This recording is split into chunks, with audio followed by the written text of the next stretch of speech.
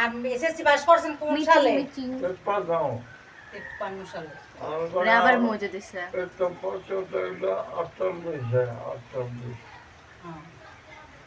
দাদার বেশি difference IA pass করছেন কোথা থেকে? আইএ পাস বিএম কলেজ আছে এই সময়? হ্যাঁ তারা গেছেন কেমনে? বাড়ি দিয়ে হাঁটতে গেছেন?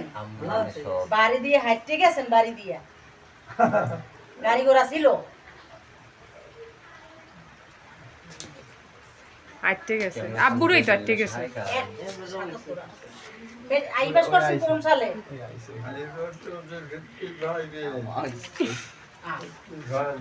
আর মেট্রিক যে কইলে কত?